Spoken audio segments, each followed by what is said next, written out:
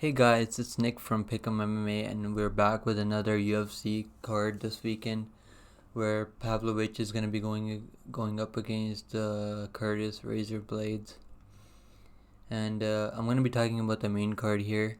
But first, let's look back at last week, guys. I went 9 out of 14, so I got 9 picks right. It should have been 10 picks, cause the first fight, where Jocelyn Edwards versus Pudilova. Pudilova definitely should have had the decision there. I don't know why the judges gave it to Jocelyn Edwards. But anyways, from my underdog of the week, guys, I went 2-1. So my underdogs came through. Two underdogs who were Denise Gomes, who got a TKO win over Brazil, and my other underdog who was Azamat Murzakonov, who got a unanimous decision win over Justin Jacoby. So that was very good to see these underdogs casting through. Also, my lock of the week, which was Max Holloway, came through, guys. He got a unanimous decision win over Allen. So if you guys did bet Max Holloway by decision, which was plus 165, so I mean, you guys could have definitely made some money there. Anyways, guys, let's talk about this week, guys. This week we have a pretty good card. I mean, the main card's pretty packed, but the prelims are okay, I'd say. Alright, let's talk about the main card here, guys. The first fight on the card, we have Sergei Pavlovich versus Razor Blaydes. Curtis Razor Blaydes, okay. So I think I'm going to be going with Sergei Pavlovich here. I know a lot of people are betting on Curtis Razor Blaydes to use his wrestling here and take down Pavlovich. But I just don't feel like he's going to be able to take down Pavlovich that easy. I mean, look what happened when he was trying to take down Derek Lewis. I mean, Derek Lewis is not even as technical as Sergei Pavlovich is, and he was definitely able to time that uppercut to the dome of Blaydes' forehead. I mean, and that's all it took. This guy was like, he got slapped there. And imagine going up against Pavlovich, who's way more technical than Derek Lewis, and has just as much, if not more, power than Derek Lewis.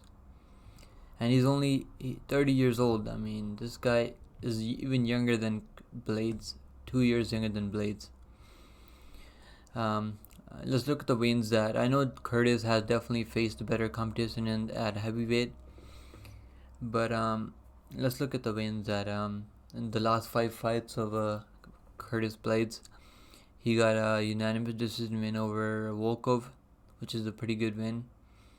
Lost to Derek Lewis by TKO with that uppercut when he was shooting for a takedown, and then got a win over Rosenstrike, who I don't know what the hell he was doing in that fight.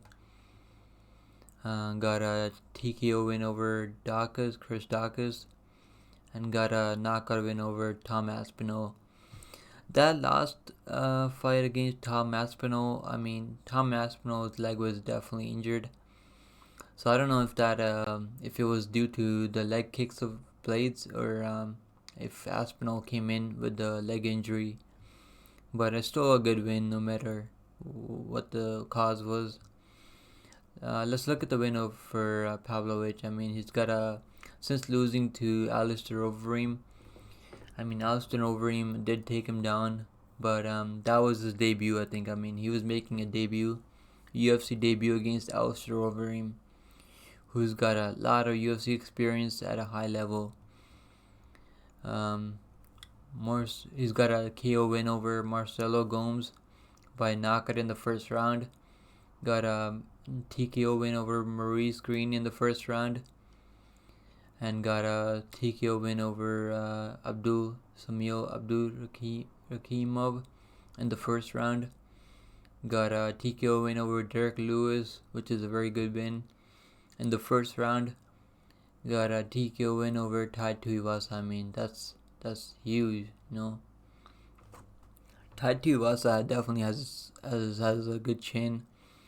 and for Pavlovich just to like put him down so many times in the first round. I mean, I don't think Tai Tuivasa even landed one strike against Pavlovich. I mean, this guy's got an 84-inch reach, which is a lot. I mean, I think Jones has an 84-inch reach right now.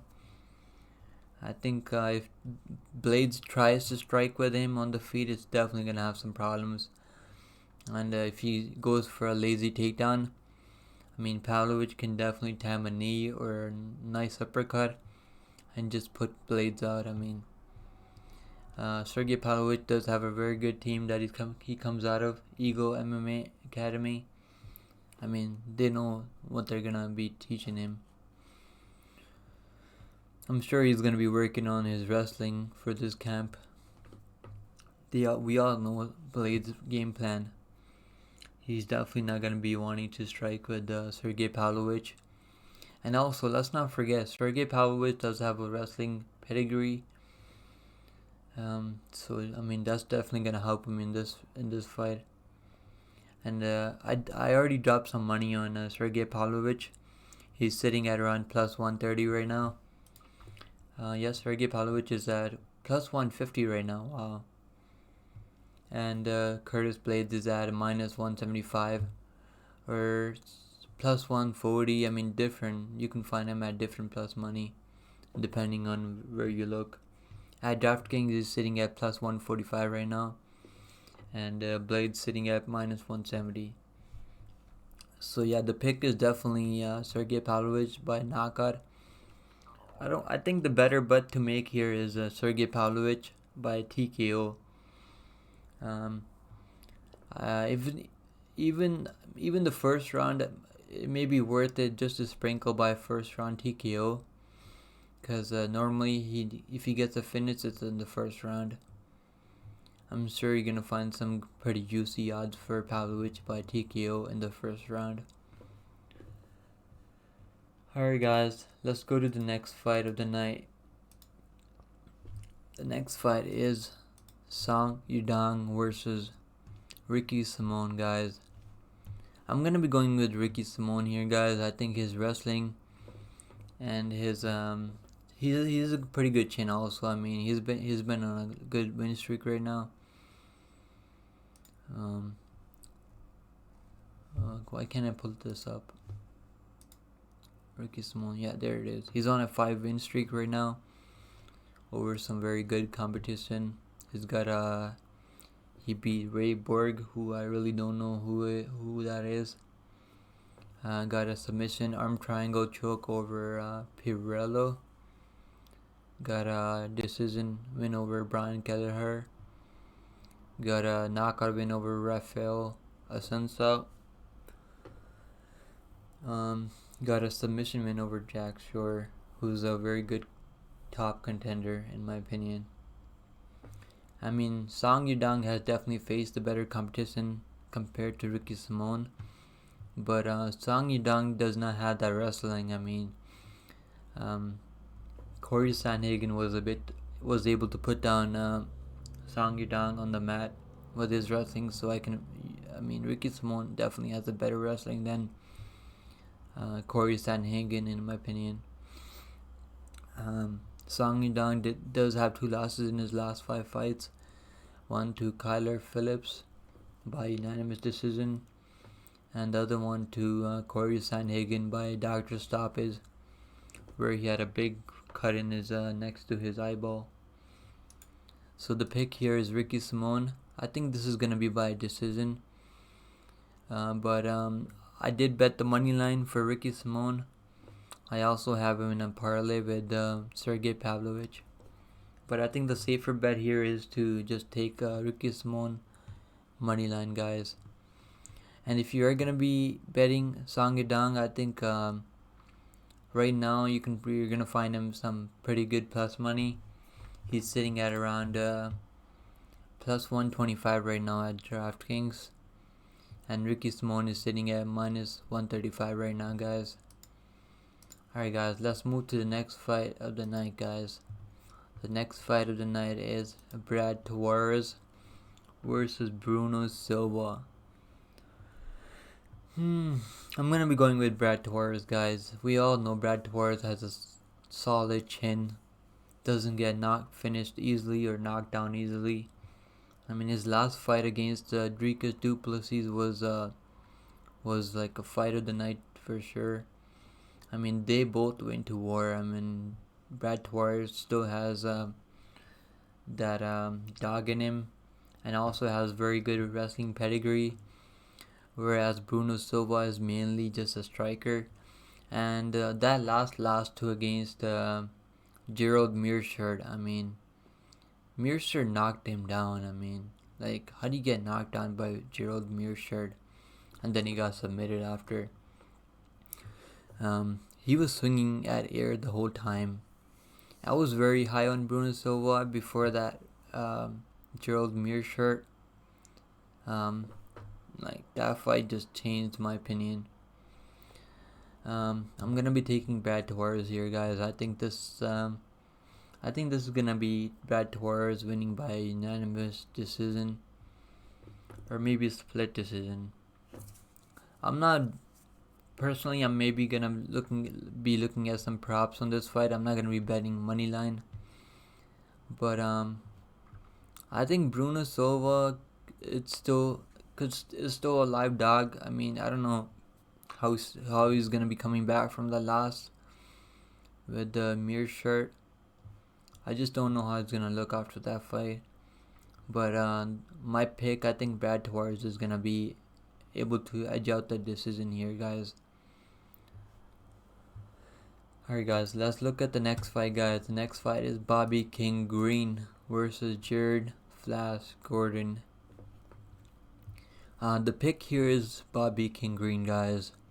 I know Bobby King Green has been knocked out in his last two fights, but let's look at the fighters who he's faced. In his last 5 fights, he's faced Rafael Fiziev, win all 3 rounds with him. Had a pretty good competitive fight with him. Got a TKO win over Ali Quinta, who's not in the UFC anymore. Got a unanimous decision over Nasrat Haqparast, which is a very good win. Lost to the champion Islam Makhachev, where Islam just took him down and finished him by a ground and pound. And then lost to Drew Dober, who's an absolute dog. I mean, Bobby King Green was piecing him up in that fight until Drew Dober just found that like perfect right hand or right hook. I think it was. It's a left hook, yeah. Drew Dober just put his lights out with that left hook, and that's all it took. But I think this fight, Jared doesn't really have that TKO power, doesn't have that crazy wrestling that Islam has, doesn't really have the technical striking that Fiziev has. I mean, let's look at this. Gordon should have 4 wins out of his last 5. I know that he won the fight against Paddy Pimblett for sure. I don't know how the judges gave it to Paddy, but anyways, Gordon has a win over Danny Savage by unanimous decision. Got a win over Joe Selecki by split decision. Lost by submission to Grant Dawson, who's an absolute dog at 155. Got a unanimous decision over Leonardo Santos, who's not really there anymore. I mean, Leonardo Santos should not even be in the UFC anymore, in my opinion. And then that controversial decision to Paddy Pimblett. The pick here is Bobby King Green, guys. I think Gordon's is not going to be able to take Green down easily in this fight. And Bobby King Green definitely has the better striking on the feet. And I think he's going to be able to... I think this is going to go all 3 rounds. I think Gordon is very tough. I already put some money down on Bobby King Green. Before the line just went crazy. Right now, you're going to be looking at the lines just way too crazy right now. Bobby Green is sitting at a minus 250 right now, and the comeback on Jared Gordon is plus 240, guys. I think the pick still, the value still is on Bobby Green. He's a veteran of MMA. I don't think those two losses are gonna really mess with his mental state of mind. I think Bobby Green by decision here is the play, but if you wanna go money line, that's probably safer, just in case he really puts it on Gordon and just TKOs him. But I definitely see this fight going all 3 rounds, guys. Alright, guys, let's look at the next fight now. The next fight is Yasmin Lucindo versus Brogan Walker. I'm going to be taking Yasmin Lucindo here. I definitely think she has a more of a dog in here. And Brogan Walker is not really doesn't really have the fire in her anymore. She's losing a lot of fights. She's getting finished left and right. She got a TKO. She got TKO'd by Juliana Miller. Juliana Miller isn't really known for her power.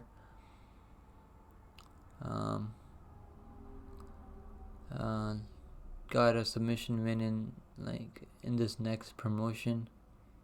Don't even know which promotion that is, and that was a long time ago, couple years ago. Lucinda has been very active. She's got 4 wins in her last 5 fights. She's new to the UFC also. She did lose her debut, I think. Lost by unanimous decision to Jasmine Horigui. And that fight was very entertaining. I remember seeing that fight. That fight was very good. I definitely think, and she's also only 21 years old, whereas Walker is 33 years old and almost 34. Lucinda is 5'3", whereas Walker is 5'4". There's not that much of a height difference or reach. I think Lucinda's gonna be able to probably take her down. Even if she strikes with her, I think she's gonna be fine. Usually, I don't personally bet on women's fight unless I'm very confident, or I'll take the dog. But in this fight, I don't think there's much of a chance for Walker to take this win. Let's look at the next fight, guys. Jeremiah Wells versus Matt Semmelsberger, guys. This is the last fight on the main card. Alright, guys, so I think I'm going to be going with Jeremiah Wells here.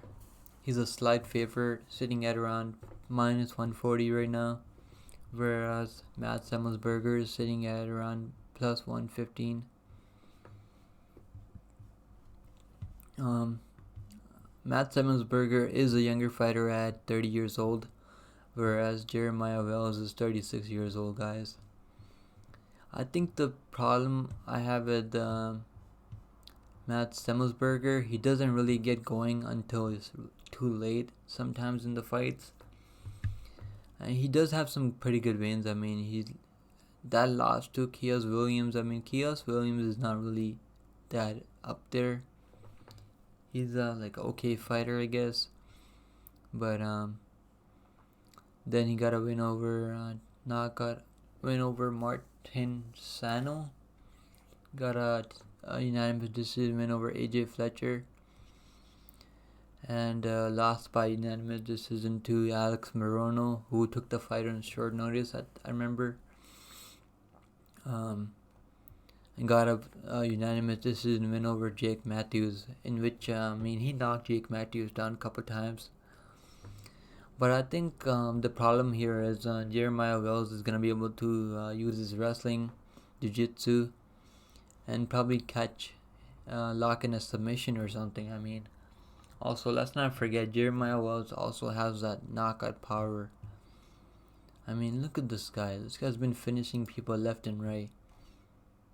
Like, he's got 5 knockout wins and 4 submission wins in his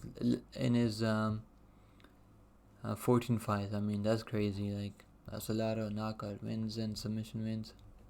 He's only been to decision like 4 times in his career.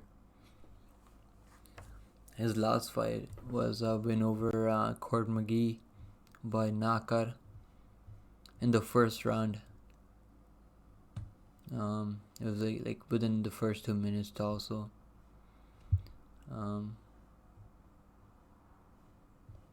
Got a knockout win over Blood Diamond by rear naked choke. I mean, Blood Diamond didn't even been in the UFC in the first place. I don't know why. Like, probably he got to the UFC because Adesanya probably talked to Dana White. I think Jeremiah Wells is gonna be able to take Matt Semelsberger down, or even if he strikes with him. I think Jeremiah Wells does have that knockout power, and also he's been improving a lot in his fights. I mean, this is a pretty this is a big competition. I mean, not a big competition jump, but Matt Semelsberger's reach and height may give him some problems. I mean, Semelsberger is 6'1", with the 75-inch reach. I mean, it's only 1 inch reach. Wow. I was expecting maybe Semelsberger to have more of a reach advantage here, but it's only 1 inch reach advantage, which isn't too crazy. He does have a 4-inch reach advantage, so I mean that's gonna be huge for him. But the pick still is Jeremiah Wells, guys. I did put some money on Jeremiah Wells money line. I think the safe play here is just if you're gonna be putting money on either of these guys, just do it by money line. Even though I think Jeremiah Wells is gonna be able to find the finish, but Semelsberger is very tough, man. I mean, this guy does not give up easy in the fights. He's only lost once by knockout, once by submission, and twice by decision.